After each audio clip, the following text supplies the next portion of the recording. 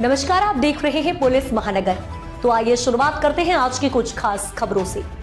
शिवसेना के यूबीटी प्रवक्ता संजय राउत ने महाराष्ट्र के प्रमुख महानगर पालिकाओं और महापौर पद को लेकर अहम बयान दिया है। उन्होंने कहा कि हर महानगर पालिका की स्थिति अलग है और इन सभी पर गहन चर्चा होना आवश्यक है। राउत ने ठाणे में हुई बैठक का हवाला देते हुए बताया कि उन्होंने जितेंद्र आव्हाड, राजन विचारे और अविनाश जाधव के साथ ठाणे में रणनीति पर विचार किया। इस दौरान महाविकास आघाड़ी के अस्तित्व और उसके महत्व पर भी चर्चा हुई। राउत ने कहा कि कल के पारिवारिक कार्यक्रम में सुप्रिया सुले भी मौजूद थी और एनडीए गठबंधन अभी भी मजबूत और जीवित। उन्होंने स्पष्ट किया कि यह तय करना है किसे कहां शामिल किया जाए कोई आसान प्रक्रिया नहीं, क्योंकि महाराष्ट्र के हर हिस्से में राजनीतिक समीकरण अलग हैं।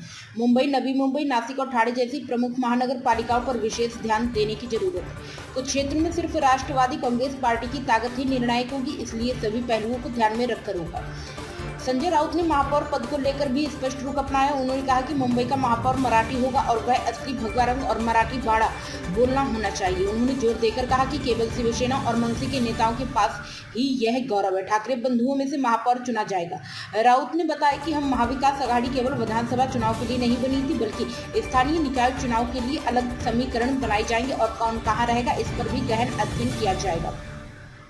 राज ठाकरे की महाविकास आघाड़ी में शामिल होने के सवाल पर उन्होंने कहा कि एनडीए किसी एक पार्टी की नहीं है, बल्कि 3 प्रमुख दलों का गठबंधन है। उन्होंने स्पष्ट किया कि राज ठाकरे के साथ उनके अच्छे संबंध हैं और शिवसेना और मनसे के बीच चर्चाएं चल रही हैं। वहीं राज उद्धव मुलाकात का विपक्ष पर कोई असर नहीं पड़ेगा, क्योंकि राउत के अनुसार शिंदे की पार्टी और अजित पवार की पार्टी असल में बीजेपी की ही है। संजय राउत ने सिंधुदुर्ग जिला सहकारी बैंक के कर्ज घोटाले पर भी बात की। उन्होंने कहा कि देवेंद्र फडणवीस को तुरंत एफआईआर दर्ज कर इस मामले को ईडी को सौंपना चाहिए। राउत ने कहा कि कोंकण की यह कई सहकारी बैंक के राणे परिवार के नियंत्रण में है और यह लूट सार्वजनिक नजरों से छिपी हुई है। उन्होंने राजन तेली द्वारा लिखे गए पत्र के मुद्दे को गंभीर बताते हुए पुलिस महासंचालक और रश्मि शुक्ला से तत्काल कार्यवाही की मांग की है। अब तक की खबरों में बस इतना ही। ऐसे ही खबरों के लिए बने रहें हमारे साथ। तब तक के लिए नमस्कार।